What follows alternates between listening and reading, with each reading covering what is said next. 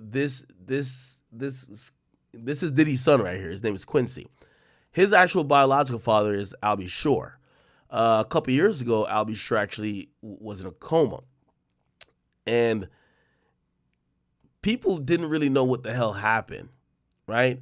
And he's always talked in very cryptic ways about what happened, or what was really behind it. And a lot of people speculated that what was behind it was Diddy, and looks like now he's kind of almost like, I don't want to say confirming it, but he spoke recently that he's going to be talking about exactly what happened. Here we go. Finally, we're going to be producing the Albie Shore life story.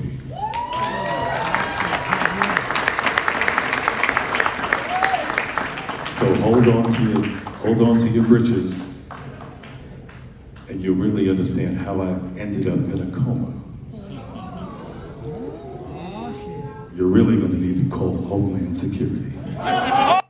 So that line is the connection to Diddy. He said, you're really going to need to call Homeland Security, right? And let's see if we can get some understanding. I'll be sure Diddy.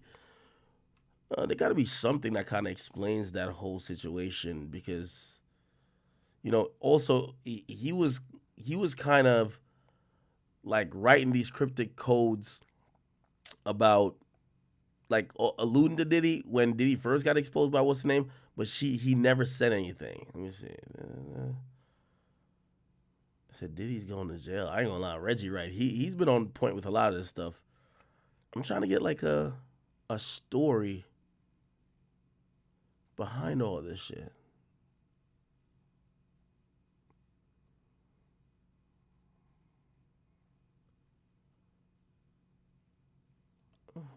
Where is this? Now it appears that Albie Shore is ready to two together.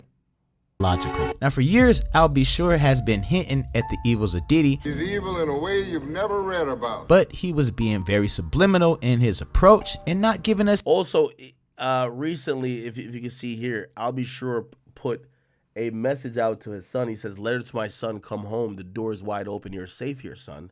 I love you, Pops. Your biological Pops." I love you, Pops, you're biological. Now for years, Albie Shore has been hinting at the evils of Diddy. He's evil in a way you've never read about. But he was being very subliminal in his approach and not giving us any real concrete information.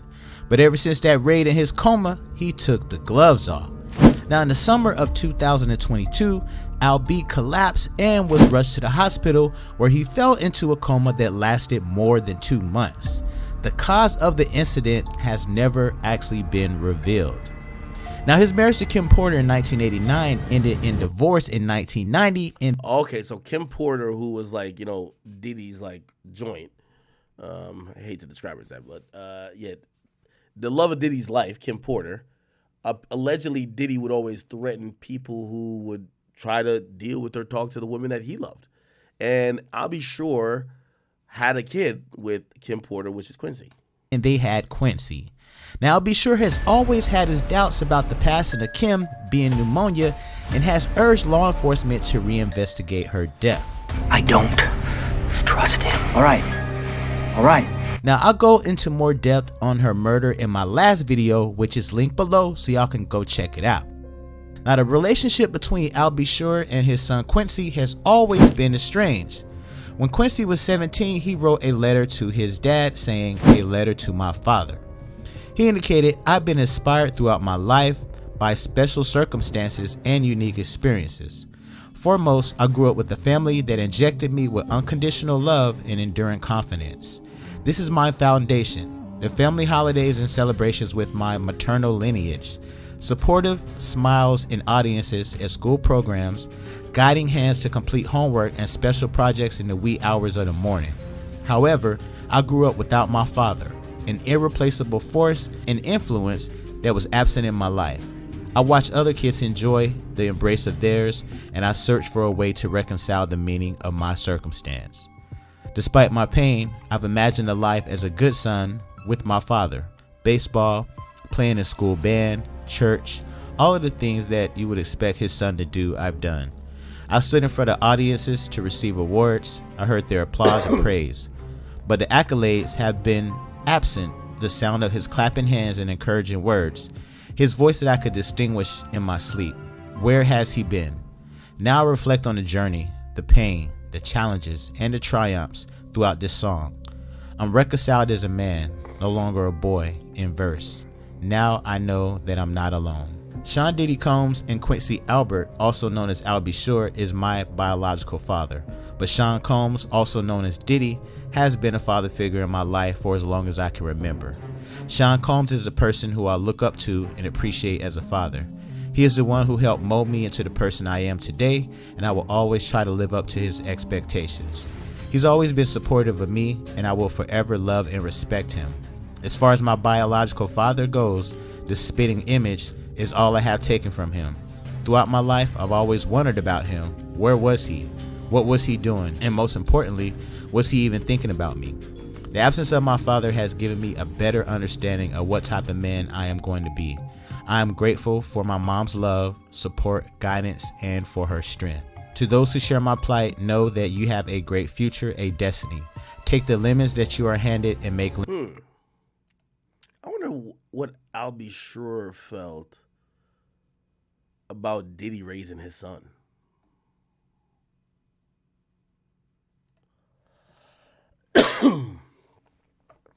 Kim Porter's death. Or not guilty. according to the Los Angeles County Department of Medical Examiner Coroner. But many speculate that there was more to the story and that she was actually killed. When I see her energy, okay, she's a strong, vibrant, articulate, even in spirit woman, and she wants her family to know she's okay. And she also wants people to know that this is not done, and that what's going to happen with P. Diddy over the next 4 years, it's a 4-year progression. So we're in almost 2024, so go to 2028 or thereabouts. What's going to happen to him is his vibration is moving this way and sideways, while the rest of the people are leveling up and to the opposite direction. So what she's showing me is that he will be forgotten about, which seems impossible because he's been all over the news like a crazy person, and is very famous and very wealthy. Another thing that I'm being shown is that he doesn't own all his wealth. It's a weird thing to say. He's got allegedly $700 million, if not more. That's just like, I mean, that's going back into the mid-2000s when they guesstimated that. It's not his money I'm being shown. Once again, very true, as 50 Cent recently clowned P. Diddy for saying he owes over $100 million for his mansions. So when they tell you these people have that money, he cannot do what he wants with all that money. That's a trick. It's a trap. It doesn't exist. I'm being told it doesn't exist. That does not mean he doesn't have 13 homes, a bunch of nice ass clothes, cars, Lamborghinis, women, tricks, you know, every equipment. He is given those things with part of the money, but he doesn't have control over it all, and they are siphoning it for him right now. The others are coming behind until there's a complete and utter takedown of P. Diddy and his 3 right-hand men, okay? 3.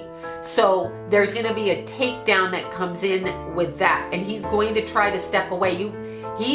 They're not done. And here's another thing I'm being shown, okay? I don't know how to word this. This, to me, reminds me of like a binding spell in voodoo. And I don't know what I'm talking about with that, but his mouth is being sewn up. So when I see his face, the image I get is the mouth is being sewn up. So he is going to be unable to speak for some reason. I can't talk. I cannot speak for myself anymore. This to me sounds like a losing of faculties, a losing of thought, a losing of thinking. I cannot speak, but it's sewed up around his mouth. That's actually how I'm seeing it. They're going to stitch his mouth shut. Why? I ask why. This is how it works for me. So when something hits me, I get impressions, and I just express those impressions. I could be right, I could be wrong. Is she chatting, y'all? I think she definitely was on point with some of the early stuff she said. She had said some stuff about, yo, somebody's gonna come out against Diddy, and they're doing it because of allegedly Kim Porter. It's gonna come out during these months in this year. And Cassie came out. She was right on the money with that, and she had made that video like a year before or something like that.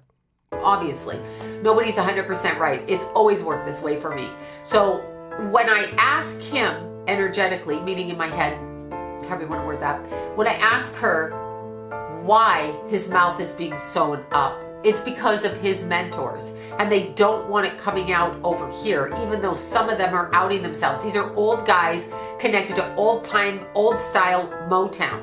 And she's showing me that he's being shut up from outing them or from speaking about them for some reason. So there's a hierarchy going on here, and there's a total takedown of him. He is being sacrificed.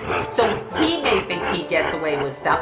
He may think it's cool he does what he does, but now he's the sacrificial lamb. And I do mean that. There's something that comes up with him in March, speaking of the lamb, during the Easter time frame, March, April, right in that time frame. That's why I said lamb.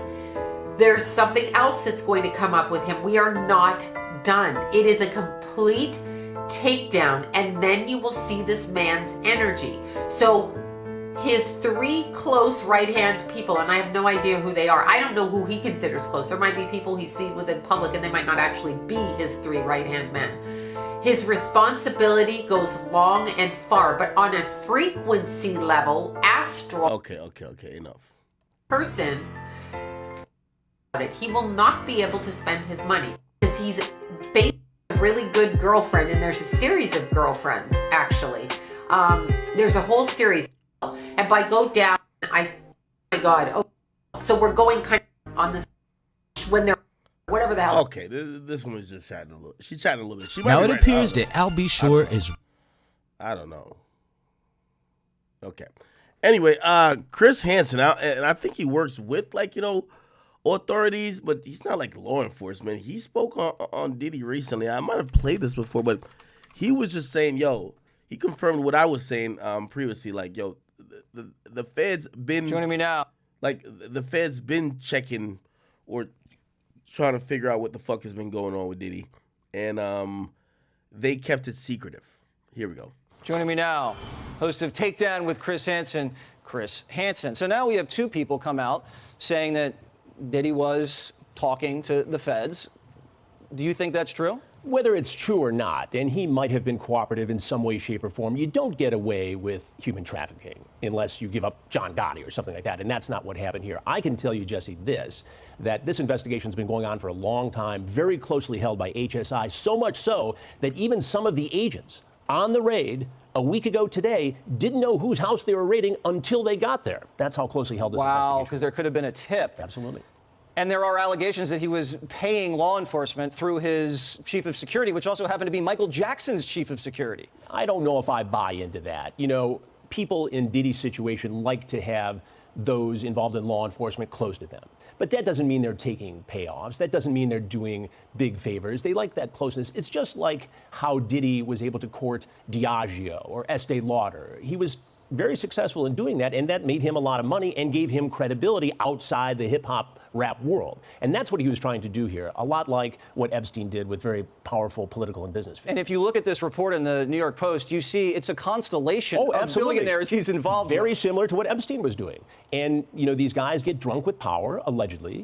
Diddy has said that these allegations are false, but they get drunk with power, and all of a sudden they lose their balance and what's right and what's wrong. And they're insulated, and they've got everybody telling them they're great.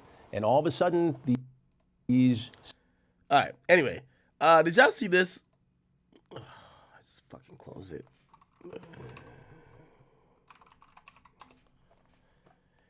Page 6 has ran an article, and the article says Kanye West, and let me take my ad blocker off for a second. Kanye West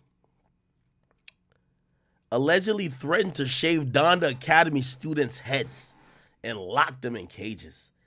It says Kanye West allegedly threatened to shave the heads of Donda Academy students and even lock them in cages, a new lawsuit claims. In a lawsuit obtained by Page 6 Tuesday, former Yeezy employee Trevor Phillips claimed he suffered from severe discrimination harassment and retaliation from West while working for the design company. Okay. However, his duties eventually expanded into doing work for the now shuttered school. He explained that Kanye West would proudly tout his anti-Semitic conspiracies in front of students, and even told 2 children that he wanted to shave their heads and intended to put a jail at the school, the documents state. Okay. Let's see, is that it? It says he also alleged that while at a dinner with West at Nobu in December 2022, Kanye. Mr. Take That, Take That. So every single day, new information comes out about Sean Diddy Combs, aka Mr. Freakoff, the Freakoff Maestro. And honestly, every day it gets crazier and crazier and crazier. So today we had some stuff with Stevie J, you feel me? He was speaking about the whole Diddy stuff. He was saying, oh, Diddy's innocent. He didn't do this. He didn't do that. Even though he said he wasn't there to even see it in the first place. So how would you know? You feel me? It's like your parents hiding something from you when you were a kid. Like they could lie to you and say, oh, they didn't do that. Even if they did do that, or like you lying to your parents. Man, Diddy is a freak off maestro. You feel me? He will go down in history is one of the leaders of the freak house. There's probably people deeper into the freak house than Diddy, but he's just the face of it. And honestly, all the other billionaires and higher ups that Diddy probably knows, Diddy probably can't say anything. You feel me? Diddy says anything, it might go left. It might go left. You feel me? They might reopen some other stuff. They probably got some agreements, some deals in line. You never know. Diddy is a freak boy gangster. So, hey man. But Diddy's house got raided too. And I'm pretty sure one of the mothers of his kids, I think it's Justin Combs, she came out, she spoke about the whole incident. You feel me? She came out with tapes and stuff. As X said, it's most likely PR, bro. All the stuff, it looked too perfect. Like, she got pristine, perfect videos of everything. Like, how else would you have got those videos, man? Like, let's keep it a bean. And Diddy, you feel me? Diddy is Diddy, so it doesn't really matter. But do we feel like Diddy is gonna beat the case? Do we feel like Diddy's gonna get locked up? Like, what do we think's the end goal for Diddy? Like, where is Diddy gonna end up? Like, did he do it? Did he do? Did he not do it? Like, where is Diddy going to end up at the end of all of this? I'd really love if you guys like comment below and let me know. Do you think Diddy will beat the case? Do you think he won't beat the case? Do you think he'll even go to trial? Will he not go to trial? Also, I really have to ask one question, like one serious question. Diddy and people like Biggie and stuff, they said that there was a lot of like freaky stuff going around all of them. Do you think all of them were like a part of like the freaky stuff? And then like there's speculations that went around saying that Diddy got Biggie off. I ain't go say the K word, but you know what I mean. Like he got him off, which, you feel me? We really don't know. Like, we don't know what goes behind closed scenes. What if Biggie was straight, you feel me? And Diddy wanted him to spend the night. And Biggie was like, nah, big bro, I'm straight. And you feel me? Diddy felt some type of way. I don't know if y'all heard the story about Diddy when they said they seen Suge Knight, or however you say his name, Suge Knight, inside the lobby or something. And they said he grabbed every gun in his room and he ran downstairs. Like, I ain't gonna lie, when you get to hearing too many stories about someone like how Kid Cudi's car just blew up when he tried talking to Cassie and all that stuff, you start to realize what type of man this is. Like, how they call Young Thug King Slime, this might be King Freak. He might have some dark fantasies. We don't know what type of freaky stuff he got in mind. You feel me? I ain't even gonna say what I really want to say, but let me know how you guys feel about everything in the comments below. It's your boy Big Act News. Make sure you like, comment, subscribe, and I'm out.